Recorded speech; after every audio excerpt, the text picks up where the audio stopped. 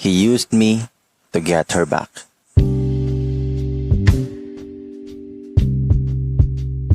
Ladies and gents, mga bayo mga day, mao ka na ang title sa confession nga atong basahon garon. Ako day ang inyuhang narrator nga okay ra pod og tingog. My name is Bay Gamay. Og sa dili pa nato basahon ang ato ang confession garon, ato sang ipang shout out ang mga nag-comment sa ato ang mga previews nga mga confession mga bay. Hi ni Danilina Absadihay kang NC Hi, kang Era Flores, shout out to you, kang Shania Cantos, apil pod kang Winnie Ayaga. Naghulat daw siya permi sa ato ang new upload, salamat kayo. Kang Marimay Amparo, hi, shout out to you. Apil pod kang Luceville Ampusta, pa shout out by Gamay. Kay Mercy Villa Panyapod, hi to you, salamat. Kang Sani Jolly sa channel, hi. Avid fan here daw. Apil pod kang Jubilio Puebla o kang Cherry Ann Sabat. Apil pod og shout out daw kang Cristina Rodriguez, Arian Ubando o kang Mayet Vinoya. Sa second batch sa to ang mga shout out sinighuman akong basa sa tuang confession. Og mga bayanday ay kalimot dayha sa pag-subscribe sa tuang YouTube channel og pagtuplok sa notification bell aron updated mo kanunay. And ladies and gents, ania na ako nang basahon ang confession nga he used me to get her back.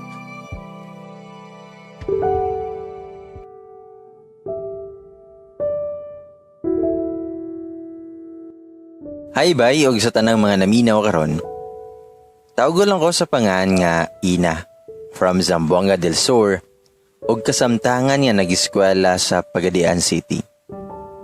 I hope nga ma-post or mabasa akong story kay naa gyud na lesson nga ma-learn especially para sa mga boys diha. And ang first part kay medyo boring siya, pero I hope naagi hapoy mo basa or maminaw. Naglibog ko sa pagsugod, pero sige, i-detailed na lang nako para dili makalibog. So June 2019, I met someone og tawgo na to siya sa pangalan nga Marky. AB ang course, dili mi literal nga nag-meet as in sa personal yun. Nagkaila lang mi through Facebook. Giad ko niya, pero before na ko siya gi-confirm, gi-stalk sa nako if taga-aha din ni gawas nga same Ramig City nga gi-stayhan as of now. So gi-confirm nako iyahang request. Few days passed, ay siya nag-message sa ako . We exchanged highs and hellos. A normal stranger conversations. I felt comfortable sa mga convos kay sabay sad kaayo man o grabe ka concern og always ko nga gina-update sa mga whereabouts niya. Then one day, he confessed. Mingon si Marquez ako nga, Ina, kanang pwede ko manguyab nimo? May katawa ko og ako siyang giingnan nga, pag sure diha oy, naa pa lang kay uyab noon, mapatyan ko. May tubag si Marky nga, wala man ko'y uyab good. Makachat bagod ko pag naapa. Bitaw Ina, seryoso ko. May katawa ko ug ako siyang giingnan niya na buing na ka. Then he asked me nga mag-meet daw me. That was in the middle of August. So I decided nga mag-meet kay dugay-dugay na sad mi nga nag-chat. Una ko nga naabot sa meeting place na mo kay after my class ni diretso nako. And after a few more minutes, naabot siya. We finally met. At first, awkward. Then maulaw sad ko. Kay ahead siya nako og 2 years og 4th year na siya. We talked and talked. And gina-pursued ko niya nga musugot nga moyab siya. Wala na dugay nga sige siya sales talk sa ako. Nisugot ko, I take the risk to accept someone new sa akong life. Kay niagi na kog daghan nga kasakit anang gugma. Then, we decide nga manguli. Ako siyang giingnan niya. You know how broke I am before. You know how my ex treated me. Dili ka ka-blame nako if lisuran nako nga mo trust og lalaki. Feel man gud nako nga tripan ra ko. Tabag si Marquez ako nga, dili lagi ta kabiyaan. Promise, dili ko pareha sa uban manggod. Ug ako naingon ra niya, kay unta. Weeks passed, September 23. Gitawagan ako siya para makig-meet kay plano na kong sugto na nako siya sa personal. So far, sa iyang pagpanguyab nako, wala gyud ko'y makita nga rason para dili siya sugton. Kaysa nanguyab pa lang siya, gipakita na niya ang iyang mga batasan like saputon, yaw-yawan, etc. Happy kay siya. Nakita nako kung unsa siya kamalipayon sa time nga niingon ko giyas sa iya. Then he hugged me. Then last week of September, intram sa ilang school. Nagsabay ta ng stress sa school kay hapit ng finals na mo. Pero I still managed to go and watch sa ilahang game. Happy siya nga ni-support ko. We even take pictures and gikilig kay ko katong gipost niya sa Facebook. First time to nga nagpost siya about sa Muandoha. After that, nabisi siya sa ilahang game. Gisabot ra nako kasi naghabol silang 4th championship. Halos di na siya ka-text, tawag, or even chatan ko nga busy siya. Second day silang entrams, I surprised him. Yadto ko sa gym without telling him. Nakita ko niya o ang iyahang na istorya is mag-coach sa daw siya sa ilang basketball. So dito ko sa daplin, kauban akong amiga nga naghulat nga mahaman siya. After nila makadaog sa basketball, nidool siya. Ingin si Marky nga, "Love, matulog sa ko ha? Kapoy kay ko. Napildi pa jud mi. Ug may tubag na lang pod ko nga. Aw? Mao ba? Sige love. Amping ha? I love you." Wala siya ng response ug nilakaw siya towards siyang teammates, leaving me shocked. O first time nga wala siya ng response. Kaysa una sa nanguyab pa lang siya, sige siya I love you bisag dili ko mo response, pero mag I love you gihapon siya. Sa moto kong ginuhuna na lang nako nga wala siya kadungog. Friday to, he asked me to go somewhere og wala ko ni sugot kay busy ko sa mga requirements og nasuko siya kay dili daw ko kahatag og time siya ha.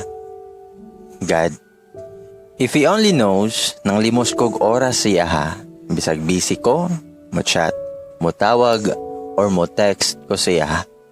Pero gidedmara ko niya. Tapos ako pa way time. Pero gisabot ra po na ako. Ga-explain ko. Ingnon ra ko niyag, ikaw godoy? Then Saturday, nakoy gi-attendan nga birthday. 7 p.m. gichat na ko siya og luckily nag-online siya. Unang nigawa sa akong newsfeed iyang updated profile picture nga caption is, "Gikapoy nako. Gusto nako mo pahuway." Gidali-dali na ko siya chat and ask about sa caption. Ang iyang gitubag, "Wala to love oy. Dala ra to sa kaguol sa game." Tubag ko niya nga, "Sure? Basin na ato'y laing meaning ha? Basin about gihapon na sa ex nimo." Tabag si Marky nga, "Dili lavoy, sa dula lagi to." Wala ko siyang giingnan niya. "Okay, sabi mo eh." Pero hinumdumi permi nga naay rason ang mga butangan nung nangahitabo. Ayaw ko walag paglaom. 3 defending champion is more than enough. Tabag si Marky sa ko nga, "Salamat love. Kanang naguba ra ba kong cellphone love, mamatay ra siya kalit." Tabag ko nga, "Ay, na, saon man na." Tabag si Marky nga, maki-online ra ko. O ako siyang giingnan, nga unsa man gani nang gibati nimo love, i-share na aron dili ka mag-ulog ayo. I hope nga tomorrow inig mata nimo mawala na nang kagol nimo. Pray lang love. Intabag si Marquez ako nga salamat kay love. Ako siyang giingnan nga amping ka permi ha pagkauna. Og mitubag si Marky nga out na ko love. Ikaw pod kauna diha. After that conversation, wala na siya nag-online. Nag-chat ko niya hoping nga mabasa niya og replyan ko niya. The day after that, gichatan na ko iyang nephew og ask about siya ha if nag-unsa siya. Okay ra ba siya? Nagka-on ra ba siya? Mitubag iyang nephew nga okay ra man siya te. Umitubag ko nga aw, maayo relieved ara ko. Ora gyay ko basin og unsa nay gibuhat niya kay stressed manggod kaayo to siya sa convo namo last night. Sa imo lang ko mag-update ha. Kay wala naman na siya phone god. Tubag yang nephew nga, sige ti, update ra ti ka. Nagsige ra gyapon kog chat siya ha, og nagsige kog check if naka-reply ba siya. Pero 2 days na nga nilabay wala siya ka-chat. Pero naka-update siya sa iyang cover photo ug naka-post pa siya pero pag-chat sa kuha, wala gyud nahimo. Nagunahon na gyapon kog positive ato nga time. Daghan gyud kog basin busy, basin kadyo tra nga naka-online or basin na ay gipuhat nga importante. Days passed, wala gyud siya gaparamdam. October 1st, I received a Facebook message hoping nga siya ang mi-chat but sadly iyang nephew. Ingon niyang nephew nga, te, musta? Tubag ko nga, okay lang man, gimingaw si Montito. Hehehe. Okay naman siya te, alive naman kayo to. Idula na ganitog basketball? Gi-advisean man namo nga dili na mag-goal kay naaman ka.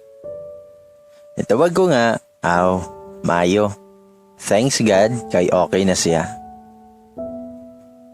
Happy kay ko nga okay na siya, then suddenly, nag-chat iyang nephew after few hours. Ingon siya nga, te, nakonsensya na yun ko. Ayaw biya ka syakti ha. Promise ate nga dili ka malain ako.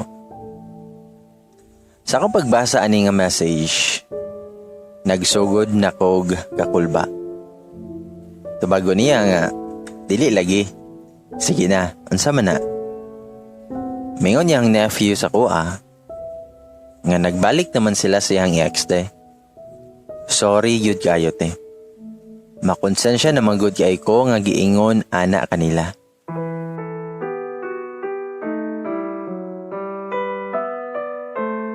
Dayon ako, dugay kay ko nakareply niya ana nga time kay gi-absorb pa na ko iyang gichat.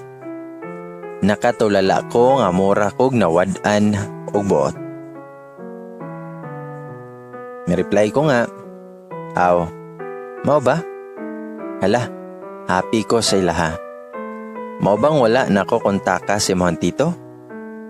Tubag siya nga, oo te. Sige namang good silag kuyog. Usahay mo lag ang bahay diri. Usahay si Tito ang mulag sila ha. Te, okay ra ka? Tubag ko nga, oo, okay ra ko man. Happy ko para sa ilaha. That was a lie. Nidagan ko sa CR og didto ko nihilak sa hilom kay nailaing tao. Grabe kasakit akong nabati. Kung sakit ko latahon, mas grabe kasakita ako ang nabati. All this time gipatuyog-tuyog ko niya sa ihampalan. Tanga kay ko to think nga malabuan nako ang mga memories nila. All this time siya ready ay gihapon ang iyang gipangita. Gitry nako og contact siya after ko nakabalo. Still cannot be reached siya. Wala na sad siya nag-online. Nangutan ako siyang nephew nga wala daw siya sila ha. Gusto kay ko makadungog mismo siya ha. Nagampo ko nga giprank ra ko siyang nephew. Eager kay ko nga makikistorya siya ha. I even chatted one of his teammates pero wala sad ko replyan. Even isin wala. Mura na kong mabuang. Dili na ko mahandle og taraw ang akong emotions because I was so hurt. Then I saw his nephew's post nga nanlaag sila somewhere. Parte niya smile. I can see nga happy siya while ako nag-wonder unsay sala na ako para ingon na tuon ko niya. Encourage na ko siya, gisuportahan, pero maora to'y gikabalos niya sa kuha. Nganong wala naman siya nag-istorya nga love pa di ay niya iyang ex. Makasabot ramon ta ako. Dili man ako ipugos nga magstay niya. Knowing a love pa di ay kaayo niya iyang ex. Dayon I had my evening class. Anak ko ang nirepresent sa mga grupo nga mag-impromptu speech about single matchstick. Ana mo instructor nga it could be any language prefer na mo and any concept. Latang ko na nga time. Akong groupmates kay nag-layout sila para speech na ko o ako tulalara. Dagan kay nagdagandagan sa kong utok. Wala na ako nakafocus sa akong mga klase. Maingon ko nga, na ako'y speech, ako na'y bahala. Atong time nga mo speech na ko, so nangurog ko nga nagtindog. I take a deep breath and exhale deeply. Nagsugod ko sa kong own quote na ko nga, gihatagan tikag kahayag sa dalan, pero pagkakita ni mo siya ha, imo kong gibiyaan. Nahugyaw ako ang mga blackmates. So pagsugod na ko, okay pa ko. When I start my claims, dito na ko nag-breakdown. Partigin akong hilak. Wala na ko nagmayan nga na itaw, basta gipagawas na lang na ako akong gibati through sa akong speech. Some sa akong mga lines nga, boys, if love pa ninyo inyong ex, fight for her. Ayaw mo pang gamit og lain just to get her back. Wala mo kabalo kung unsa kasakit ang pain nga inyong mako sa tao knowing nga you just used her. I loved you, but you loved her.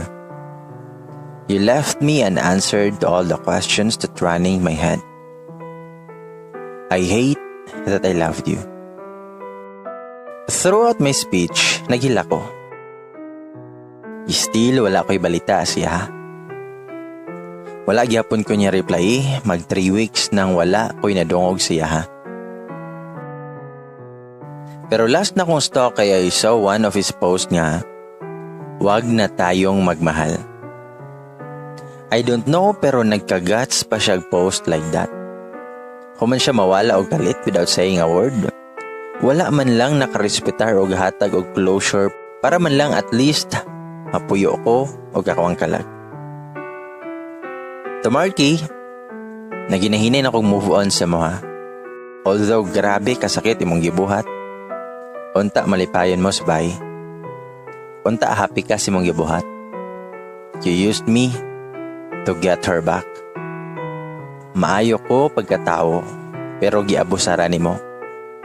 Nagsulti na lang ta ka, aron wala ko naglaom, nga nahigugma gyud ka nako, aron nakig-jamming na lang ko sa mong plano. Bitaw Marky, gitry yun ako sabot imong sitwasyon, imong gibati. Kabalo nako karon nga love jud kaayo nimo siya maong nabuhat nimo imong plano. Ug sa kadaghan nga pwede namong gamiton.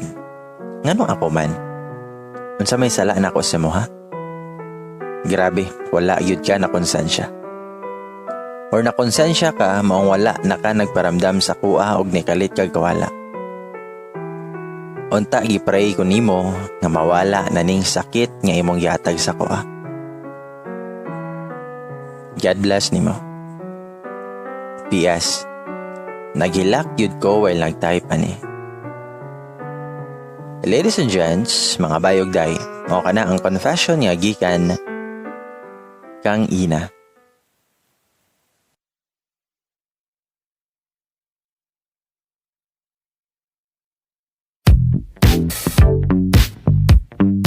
Mao yun na usahay yun mga bay mga day nga if in love pa ka sa imong ex, ayaw sa pangitaw lain, or kung wala pa ka naka-move on sa imong last relationship, ayaw sa pagugma-gugma, di ba?